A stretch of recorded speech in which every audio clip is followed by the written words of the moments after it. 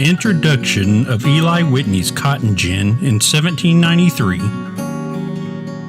James Watt's steam engine in 1776, Robert Fulton's steamboat in 1807, George Stephenson's locomotive in 1825, Cyrus McCormick's reaper in 1831, the Howe Singer sewing machine in 1854, and Sir Henry Bessemer's converter in 1858 made essential contributions to the textile industry. These new devices lowered the cost of producing cotton clothing, creating a worldwide demand for it, and in the process, freed farm workers to enter the newly created factories. Cotton mills had flourished in the Spartanburg area since 1816. The many streams and rivers in the area are just beginning their descent towards the lower-lying area of the Piedmont. In many places, these waterways descend abruptly, providing a source for plentiful water power, which is why the cotton mills were built alongside these rivers to harness this power. By the mid-1800s, many investors flocked to Spartanburg County to establish textile factories. By 1860, there were nearly 900 Spartanburg County residents employed in textile mills. Just 20 years later, that number had more than doubled, with 2,000 operatives, as employees were called, working in 14 mills across the county. These mills, their owners, and their laborers dominated the politics and economy of the region for nearly a century. But now, many are closed and abandoned. Some of these iconic mills are completely gone. However, there are a few that have withstood the test of time and are shining examples of what the future holds for Spartanburg County. On this episode of Spartanburg History, we are moving on to the third part of our four-part series, covering some of these local cotton mills. Previously, we covered the history of the Glendale Mill, also known as Bivensville Manufacturing Plant, and the many mills of the Clifton Manufacturing Company. In both of these stories, we learn the history. We see how these mills impacted the people of the area when they were operational, and we see their modern-day impact. Join us as we dive deep into our next stop, Beaumont Mills, as we learn what it took to build, staff, and maintain a cotton mill through good and bad times in Spartanburg County. Beaumont Mills was built in 1890 on the Chenagaquin Creek in the city limits of Spartanburg, South Carolina. J.H. Sloan, John B. Cleveland, Joseph Walker, H.H. Ligon, C.E. Fleming, Barty McBee, and others filed for the charter and equipped the new mill with 3,072 spindles, 640 twisters, and 40 bag looms.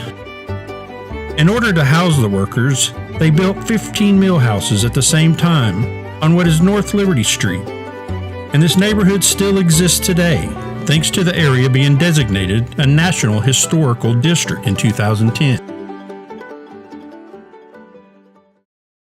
But this in no means meant that everyone was happy and comfortable in those times.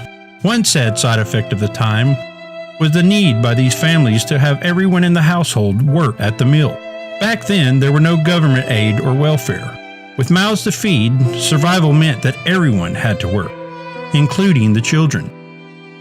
During these times, the government had no laws protecting children, and the mill owners needed every able-bodied person they could to operate the mill. Many children were orphaned, or their home life was so bad that working got them safely out of it and helped them to feed themselves. Many of the jobs performed by the children were menial, like sweeping and cleaning of the equipment, but it didn't take long for these children to graduate to adult jobs and responsibilities. Many of these children put aside their educations in order to work, and this had a long-term effect on the area.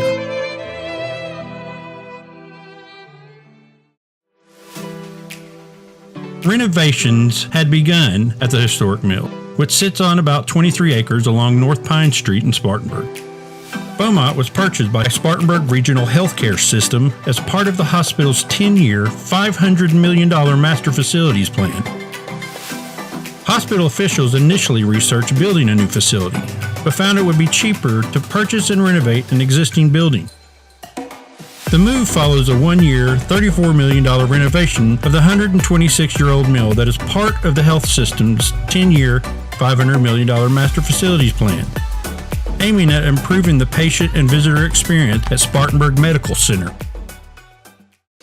Beaumont Mill functioned as a textile mill from 1890 to 1997. Renovations were focused on preserving the mill's historic character, while adding structural, aesthetic, and technological improvements that support its new life as a modern office space.